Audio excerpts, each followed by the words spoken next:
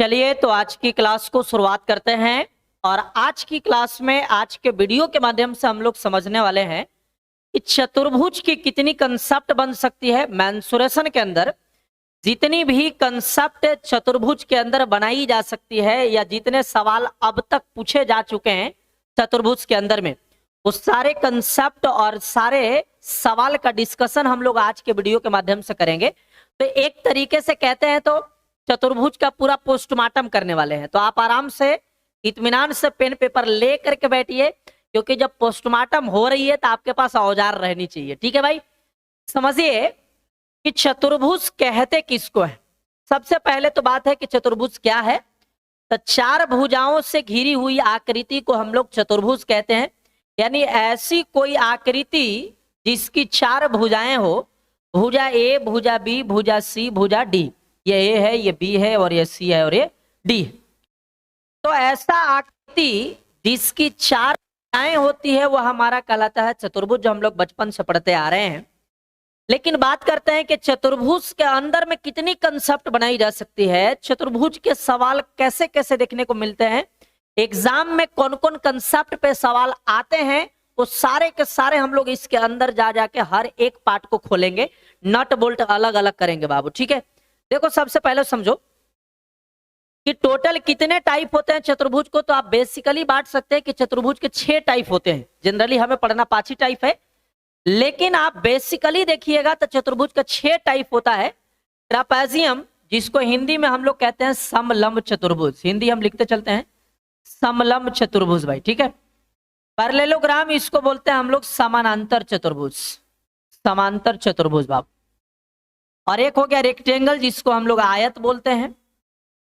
और एक आपका रोम्बस है, जिसको हम लोग समचतुर्भुज बोलते हैं, समचतुर्भुज।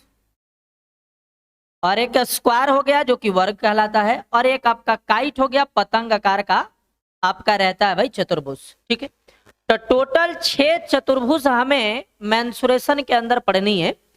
और मेंसुरेशन में बेसिकली हम लोग एरिया और पेरीमीटर और लंबाई पे काम करते हैं। तो इसका पोस्टमार्टम आगे धीरे धीरे जब करेंगे तो कैसे ट्रेपेजियम का एरिया निकलेगा, कैसे परिमाप निकलेगा, कैसे कैसे ट्रेपेजियम सर्वांगसम होते हैं, समरूप होते हैं, विकर्ण किस रूप में काम करती है, वो सारा चीज हम लोग डिस्कशन करेंगे एक एक करके। ठीक है भाई, तो आइए शुरुआत करते हैं।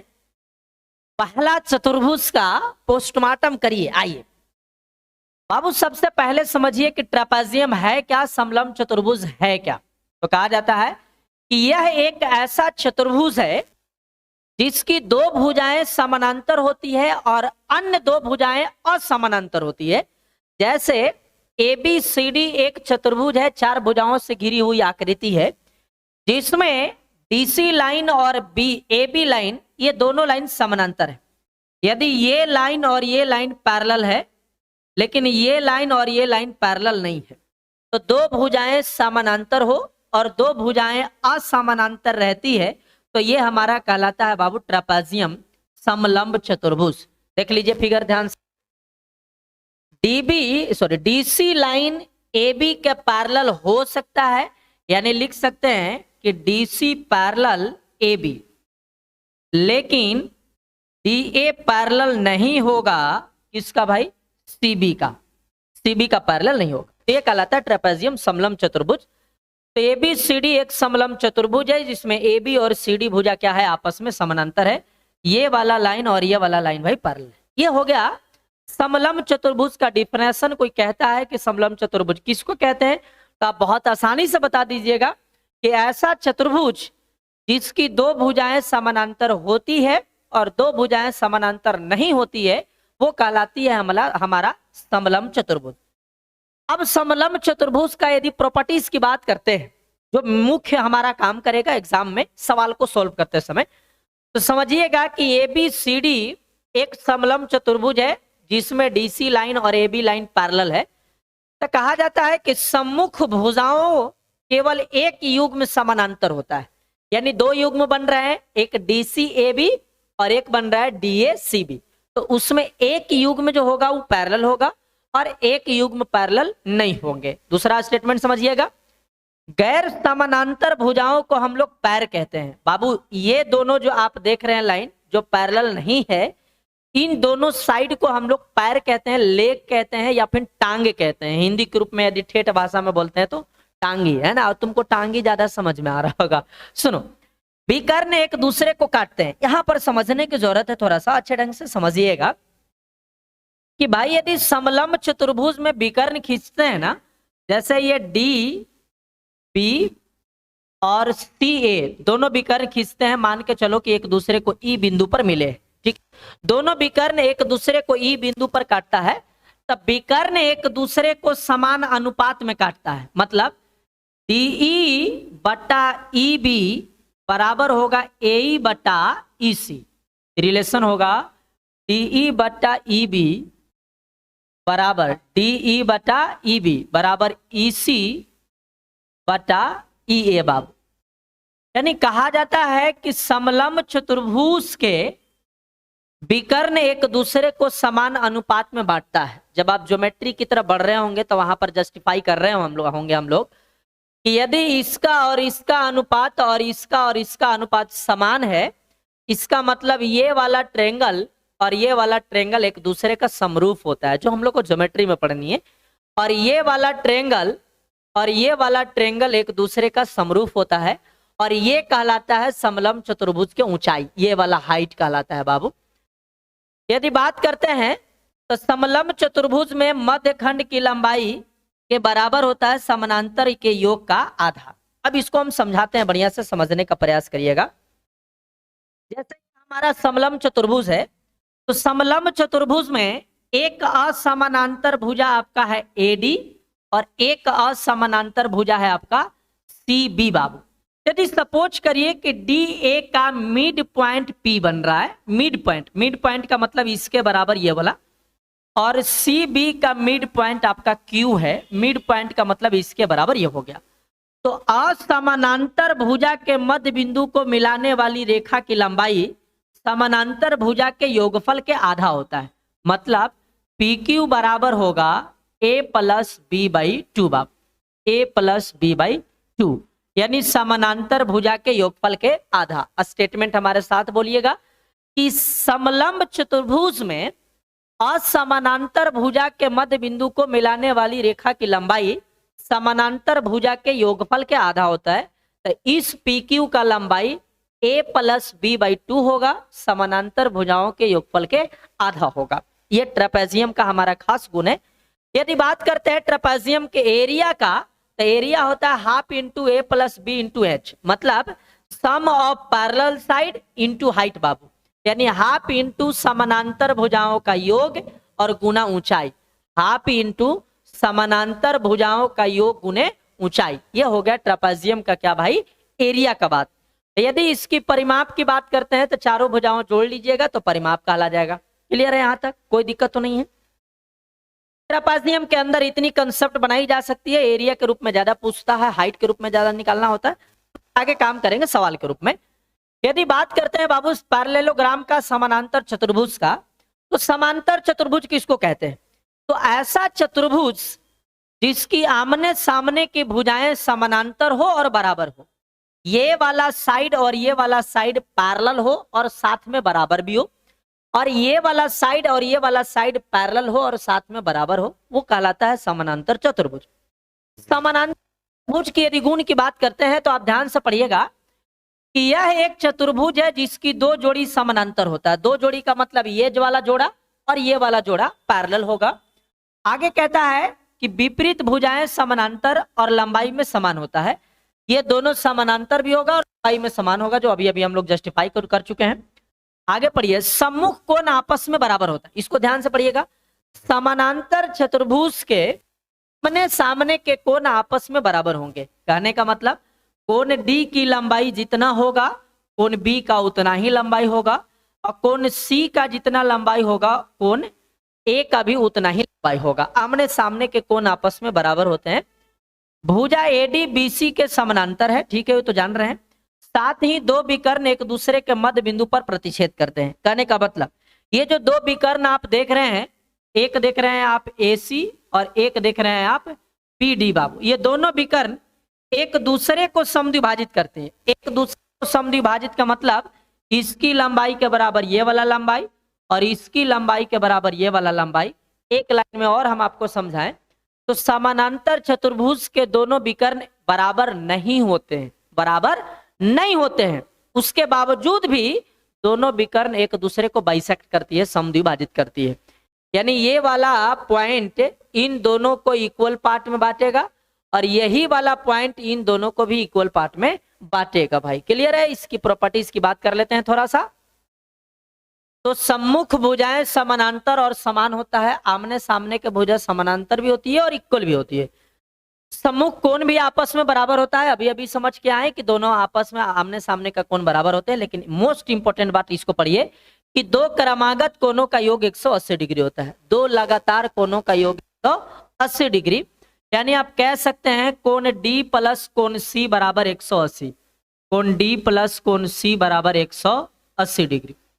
कोण सी प्लस कोण बी बराबर 180 डिग्री। कोण सी प्लस कोण बी बराबर 180 डिग्री।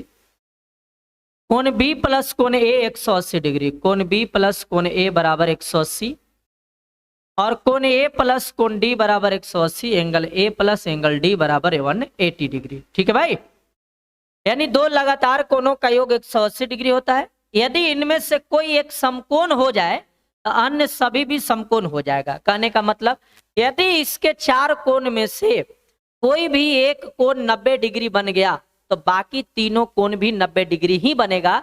इक्वल इक्वल इक्वल ही रहते हैं। ठीक है भाई, विकर्ण एक दूसरे को समद्विभाजित करते हैं, अभी अभी बता दिए हैं। प्रत्येक विकर्ण समान चतुर्भुज को दो सर्वांगसम त्रिभुज के रूप में विभाजित करते हैं। इसका मुख्य गुण समझो। मुख्य गुण ये है कि समानांतर चतुर्भुज के जो ये विकर्ण खींचते हैं, जैसे हमने एक विकर्ण खींच दिया भाई टीबी, तो एक विकर्ण खींचने से पूरे चतुर्भुज दो पार्टों में डिवाइड हो गया। एक इस तरफ का पार्ट ये वाला और एक आपका उस तरफ का पार्ट ग्रीन वाला, येलो वाला देख लीजिए, ये वाला। ठीक है, तो ये जो विकर्ण खींचते हैं ना, तो कहा जाता है कि सम चतुर्भुज के विकर्ण एक दूसरे को समान दो त्रिभुज में विभाजित करते हैं। यानी इस त्रिभुज का एरिया और इस त्रिभुज का एरिया आपस में बराबर होगा। और यदि हम एक और विकर्ण इधर से खींच दें तो इस त्रिभुज का एरिया और इस त्रिभुज का एरिया आपस में बराबर। यानी कहने का मतलब समानांतर चतुर्भुज के विकर्ण पूरे चतुर्भुज को दो समान क्षेत्रफल में विभाजित करते हैं। पूरे चतुर्भुज को दो समान क्षेत्रफल में विभाजित करते हैं, इक्वल एरिया में डिवाइड कर देते हैं। ये हो गई आपका समानांतर चतुर्भुज का पोस्टमार्टम। थोड़ा सा और बात करते हैं, तो इसकी क्षेत्रफल की बात करिएगा तो हाफ है, यहाँ हो जाएगा एरिया बराबर बेस इंटू हाइट, आधार गुणे ऊंचाई। और परिमाप तो हो जाता है सभी भुजाओं का योग, सभी भुजाओं का योग। यदि हम ऐसे कहते हैं कि ये दोनों एल एल है और ये दोनों बी बी है, तो इसका परिमाप हो जाएगा 2 into L plus B, 2 into L plus B बाबू। और इसका एरिया जो होगा वो एरिया हो जाएगा आपका आधार गुणे ऊंचाई। लेकिन इसकी मोस्ट इंपोर्टेंट दो तरह का सवाल आपको एग्जाम में बहुत तरह का दिखता है, बहुत मजा आता है बनाने में, समझिएगा। यदि एक समानांतर चतुर्भुज है, जैसे हमने एक बना रहा हूं बाबू, एक समानांतर चतुर्भुज, एक समानांतर चतुर्भुज ABCD है जिसमें ये वाला दोनों भुजा बड़ी है और ये बड़ी भुजा के बीच की दूरी है P1। सपोज करो कि ये L है और ये B है। ठीक है भाई, ये है आपका बड़ी भुजा के बीच की दूरी और ये दोनों छोटी भुजा है और ये वाला कहलाएगा छोटी भुजा के बीच की दूरी बाबू। ठीक है, ये मान के चलो P2 है, P2 है। तो समलंब चतुर्भुज में रिलेशन होता है कि छोटी भुजा गुने छोटी भुजा के बीच की दूरी, यानी B गुने P2 बराबर बड़ी भुजा गुने बड़ी भुजा के बीच की दूरी, यानी L गुने P1। तो यही एक स्टेटमेंट ऊपर लिखा हुआ है, आप ध्यान से देखिए कि छोटी भुजा गुने छोटी भुजाओं के बीच की दूरी बराबर बड़ी भुजा गुने बड़ी भुजाओं के बीच के दूरी। इस पे बहुत सवाल पूछा हुआ है CGL, अनंत सवाल भरे पड़े हैं भाई, सवाल की अनंत। तो याद रखनी है, छोटी भुजा गुने छोटी भुजाओं के बीच की दूरी बराबर बड़ी भुजा गुने बड़ी भुजाओं के बीच की दूरी। 4 वेरिएबल आपके सामने दिखाई दे रहा है, 3 वेरिएबल देगा और एगो नहीं देगा, तो आपको निकालना होगा। ठीक है भाई, अब एक बात और सुनो, समानांतर चतुर्भुज के विकर्ण का खास रिलेशन होता है कि दोनों विकर्ण के वर्गों का योग, दोनों विकर्ण के वर्गों का योग दोनों लंबाई और चौड़ाई के वर्गों के योग के दुगना होता है। एक बार पिन से बोल रहे, थोड़ा भाषा लंबा है, कि विकर्णों के वर्गों का योग लंबाई चौड़ाई के वर्गों के योग के दुगुना होता है। यानी d1 square plus d2 square बराबर 2 into L square plus B square. आप कहेंगे कि ये आ कहां से रहा है, तो थोड़ा सा आप कोसाइन रूल आपको आप पता होना चाहिए कि कोस थीटा त्रिभुज के अंदर में यदि हम ये वाला अप्लाई करते हैं कि ये वाला लेंथ क्या होगा, तो इस लेंथ को निकालने के लिए हम लोग कोसाइन नियम अपनाते हैं और कोसाइन नियम से हम लोग यहाँ पर रिलेशन डेवलप कर लेते हैं d1 square plus d2 square बराबर 2 into L square plus B square. ये डिटेल आपको ज्योमेट्री में पढ़ने को मिलेगा। ठीक है भाई, आ जाओ थोड़ा सा आगे बढ़ते हैं। अब यहाँ पर रेक्टेंगल की बात करते हैं, आयत की बात करते हैं। तो ऐसा चतुर्भुज जिसकी आमने सामने की भुजाएं बराबर हो और साथ में समानांतर हो और उसके साथ में चारों कोण समकोण हो, यानी ये वाला लाइन और ये वाला लाइन बराबर होगा और पैरेलल भी होगा, ये वाला लाइन और ये वाला लाइन बराबर भी होगा और पैरेलल भी होगा, उसके साथ साथ इसका प्रत्येक कोण 90 डिग्री का होगा। ये 90 और ये भी 90 और ये भी 90। ठीक है भाई, तो ऐसा चतुर्भुज जिसकी आमने सामने की भुजाएं समानांतर होती है, बराबर होती है और प्रत्येक कोण 90 डिग्री का होता है, वो हमारा कहलाता है भाई आयत। और आयत की यदि प्रॉपर्टीज की बात करते हैं तो आयत की खास प्रॉपर्टीज होती है सम्मुख भुजाएं समानांतर एवं समान होती है, जो अभी हम भाषा बोल दिए। प्रत्येक का आंतरिक कोण समकोण होता है, 90 डिग्री के बराबर होती है और विकर्ण एक दूसरे को समद्विभाजित करते हैं और उनकी लंबाई भी समान होता है। ध्यान से सुनो, तो आयत का जो ये दोनों विकर्ण है, ये दोनों विकर्ण आपस में बराबर होते हैं। आयत का दोनों विकर्ण आपस में बराबर होंगे, जिसमें ये वाला लंबाई L होगा और ये वाला लंबाई B हो जाएगा, चौड़ाई होगा, ये दोनों लंबाई है। तो आयत की एरिया की बात करते हैं तो एरिया होता है लंबाई गुने चौड़ाई, एरिया होता है लंबाई गुने चौड़ाई और परिमाप होता है 2 इंटू लंबाई प्लस चौड़ाई, यानी 2 गो L है और 2 गो B है, तो परिमाप हो गया 2 इंटू लंबाई प्लस चौड़ाई, L प्लस B बाबू। ठीक है, लेकिन लंबाई प्लस चौड़ाई। अब यहां से एक बात समझने की जरूरत है कि चूंकि ये विकर्ण जब आपस में बराबर होते हैं और एक दूसरे को बराबर भागों में काटते भी हैं भाई, हैं, जब विकर्ण बराबर होते हैं तो आयत का विकर्ण का जो फार्मूला होता है ना, वो याद रख लो। आयत का विकर्ण होता है √L square plus B square. आप कहोगे सर ये कहाँ से आगे लो, तो हम थोड़ा सा आपको जस्टिफाई करा देते हैं। यहाँ 90 डिग्री बनेगा ना दोस्त, तो 90 डिग्री के सामने वाला जो इस साइड होता है ये कर्ण होता है, तो कर्ण में ये वाला लंब का काम करेगा और ये वाला आधार का काम करेगा। तो ये लंब है, ये आधार है और कर्ण निकालना है, तो कर्ण बराबर होता है √ लंब स्क्वायर प्लस आधार स्क्वायर। सिंपल कंसेप्ट था। तो ये हो गई हमारा आयत का विकर्ण का फार्मूला। ठीक है भाई, कोई दिक्कत तो नहीं है। आ जाओ आगे बढ़ते हैं। स्क्वायर को देखो बाबू, वर्ग का। ऐसा चतुर्भुज जिसकी आमने सामने की भुजाएं ही नहीं, जिसकी चारों भुजाएं बराबर होती है, वही हमारा वही हमारा वर्ग है। लेकिन साथ चारों कोण भी 90 डिग्री के बराबर होते हैं, वही हमारा वर्ग कहलाता है। वर्ग ऐसा चतुर्भुज है जिसकी चारों भुजाएं भी बराबर होती है और चारों कोण भी बराबर होते हैं, तो यह हमारा वर्ग हो गई, जिसकी प्रत्येक भुजा को हम लोग A से रिप्रेजेंट करते हैं। ठीक है, ये वर्ग का भी विकर्ण आपस में बराबर होते हैं। वर्ग का, आयत का भी विकर्ण आपस में बराबर होंगे, वर्ग का भी विकर्ण एक दूसरे के बराबर होते हैं।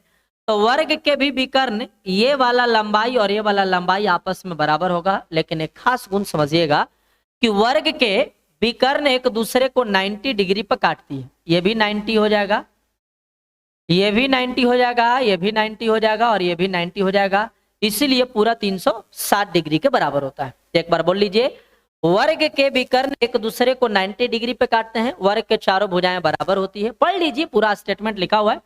वर्ग की चारों भुजाएं बराबर होती है और वर्ग की सम्मुख भुजाएं एक दूसरे के समानांतर भी होती है, जो हमने समझा दिया बाबू। प्रत्येक आंतरिक कोण का मान कितना डिग्री होता है? 90 डिग्री के बराबर होता है। ठीक है, वर्ग के विकर्ण एक दूसरे के बराबर होते हैं और एक दूसरे को कोण पर काटते हैं, समकोण पर काटते हैं, जो हमने आपको समझा रखी है कि यहाँ पर ये 90 डिग्री का कोण बनेगा। यदि वर्ग की एरिया की बात करें तो एरिया होता है भुजा स्क्वायर, और वर्ग के परिमाप की बात करेंगे तो 4 इंटू भुजा 4a, और वर्ग का एरिया भुजा स्क्वायर। और बात करते हैं बाबू वर्ग के विकर्ण की लंबाई, तो वर्ग का जो विकर्ण होगा वो होगा √2 इंटू ए, √2 इंटू ए बाबू। यानी √2 गुना भुजा इसलिए होता है क्योंकि ये ए होता है, ये ए होता है, ये लंब एल है, सॉरी ये वाला आपका लंब है, ये वाला आधार है, और ये वाला कर्ण है। तो कर्ण बराबर होगा अंडर रूट लंब स्क्वायर प्लस आधार स्क्वायर, तो अंडर√2a स्क्वायर, इसी का वर्गमूल निकलता है तो आता है √2 इंटू ए। तो वर्ग के विकर्ण बराबर होता है √2 इंटू ए। ठीक है, तो वर्ग के विकर्ण, वर्ग का एरिया और वर्ग का परिमाप आप याद रखें। बाकी वर्ग के अंदर हम लोग सर्किल डालेंगे तो क्या कंसेप्ट बनाया जा सकता है, वर्ग के अंतःवृत्त के त्रिज्या क्या होगा, वर्ग के बाह्यवृत्त की त्रिज्या क्या होगा, थोड़ा सा आगे हम लोग पढ़ रहे होंगे। ये वर्ग की छोटी सी बात हो गई। थोड़ा सा वर्ग के डीपली में हम लोग चलते हैं। तो ये देखो बाबू एक वर्ग है जिसकी चारों भुजाएं आपस में बराबर है, और ये हो गई वर्ग की विकर्ण, ये हो गई वर्ग की विकर्ण, ये वो बिंदु मान लो। यदि हम इसके बाहर से एक प्रकार का वृत्त खींचते हैं तो ये कहलाता है बाबू वर्ग का बाह्यवृत्त, ये कहलाता है बाह्यवृत्त। और वर्ग के बाह्यवृत्त का केंद्र बिंदु ये है, तो केंद्र बिंदु से परिधि को टच किया तो ये त्रिज्या, और ये वाला भी त्रिज्या है। तो आप ध्यान से देखिए गहराई से, तो आप समझ रहे होंगे कि वर्ग का जो विकर्ण है, यानी वर्ग के विकर्ण होता है √2 इंटू ए, वर्ग का विकर्ण यही हमारा वृत्त का व्यास है जो कि 2r हो रहा है, 2r। तो वर्ग के विकर्ण बराबर वृत्त का व्यास, तो यहाँ से r का मान आ जाएगा, √2 से ही कटेगा √2, तो r बराबर a/√2। यानी वर्ग के बाह्य वृत्त की त्रिज्या बराबर होता है a/√2। याद रखिएगा, वर्ग के बाह्य वृत्त की त्रिज्या बराबर होगा a/√2। लेकिन यदि मैं ये एक वर्ग खींचता हूं ए साइड का, और इसके अंदर से एक इस प्रकार से वृत्त खींच दिए, भाई गोल समझिएगा वर्ग के, तो ये कहलाता है भाई अंतःवृत्त, ये कहलाता है अंतःवृत्त। तो आप ध्यान से देखिए, तो अंतःवृत्त का ये केंद्र बिंदु है, तो ये वाला कहलाएगा बाबू अंतःवृत्त के त्रिज्या, और ये भी त्रिज्या है। लेकिन आप गौर से देखिएगा तो r प्लस r यानी 2r, तो इस 2r की जो लंबाई है वो वर्ग के भुजा के लंबाई के बराबर हो जाएगा, यानी a हो जाएगा। तो r की लंबाई a/2 हो जाएगा, यानी वर्ग के अंतःवृत्त के त्रिज्या a/2 और वर्ग के बाह्य वृत्त की त्रिज्या a/√2। ये दोनों याद रखिएगा ताकि आगे आने वाला सवाल जब आए तो डायरेक्ट फार्मूला लगा करके हम लोग सवाल को तोड़ सके। बाबू क्लियर है, सवाल को तोड़नी है ना, तो आपको याद थोड़ी थोड़ी चीजें रखनी पड़ेगी। देखो ये काइट वाला जो चतुर्भुज होता है वो जनरली एग्जाम में बहुत कम देखने को, मतलब नाक के बराबर, लेकिन बाबू परंपरा है कि पढ़ाना जरूरी है, तो हम आपके साथ लेकर के चल रहे। थोड़ा सा बात समझ लीजिए कि यह एक ऐसा चतुर्भुज है जिसमें समान लंबाई वाली भुजा के दो जोड़ा होता है। ये वाला लंबाई और ये वाला लंबाई समान होते हैं, ये वाला लंबाई और ये वाला लंबाई समान होते हैं। ठीक है, भुजाएं एक दूसरे के सटी हुई रहती है।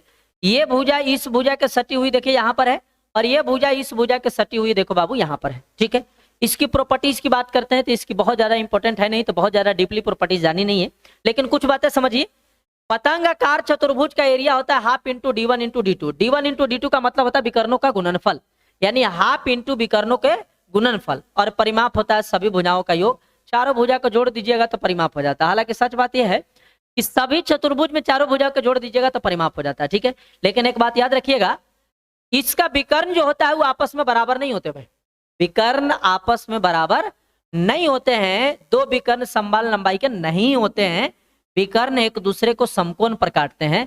ये वाला 90 डिग्री बनेगा, ये भी 90 बनेगा, ये भी 90, ये भी 90, एक दूसरे को 90 डिग्री पे काटेगा, लेकिन दोनों विकर्ण समान नहीं होंगे। क्लियर है भाई, यहां तक पतंगाकार कोई जरूरी नहीं है, लेकिन समझना था तो समझा भी।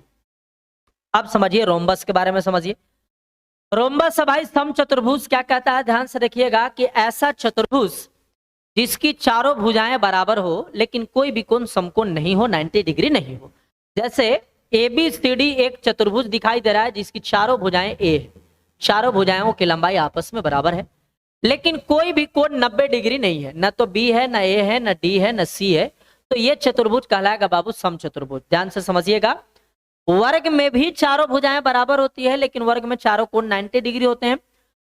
सम चतुर्भुज में भी चारों भुजाएं बराबर होगी, लेकिन चारों कोण आपस में बराबर नहीं होते हैं। तो यही कहा गया है कि यह एक चतुर्भुज है जिसकी चारों भुजाओं की लंबाई समान होती है। चतुर्भुज की सम्मुख भुजाएं समानांतर होती है, इसके पैरेलल ये हो जाएगा और इसके पैरेलल ये हो जाएगा। और सम्मुख कोण भी आपस में बराबर होते हैं, जितना कोण ये वाला रहेगा उतना ही कोण ये भी रहेगा, और जितना कोण ये वाला रहेगा ये वाला कोण भी उतना ही रहेगा। ये हो गया समचतुर्भुज के छोटा सा गुण। लेकिन इसकी प्रॉपर्टीज की थोड़ी सी बात करते हैं, समझते हैं कि समचतुर्भुज काम किस तरीके से करती है। तो समचतुर्भुज की भुजाएं सर्वांगसम होती है, मतलब इक्वल पार्ट में होती है भाई। और कहता है सम्मुख भुजाएं भी समानांतर होती है, अभी अभी समझा के लाए। समचतुर्भुज के सम्मुख कोण समानांतर होते हैं, सर्वांगसम होते हैं, कॉन्ग्रुएंट होते हैं। थोड़ा सा समझते हैं। तो विकर्ण एक दूसरे को समकोण पर विभाजित करते हैं, इसको आप ध्यान से याद रख लीजिए भाई कि यदि एक समचतुर्भुज खींचते हैं जिसकी चारों भुजाएं आपस में बराबर है, तो इसका जो विकर्ण खींचिएगा वो दोनों विकर्ण एक दूसरे के लंबाई के बराबर नहीं होंगे, दोनों विकर्ण की लंबाई बराबर नहीं होगी, लेकिन एक दूसरे को बाइसेक्ट करेगी बाबू। ये लंबाई इसके बराबर और ये लंबाई इसके बराबर।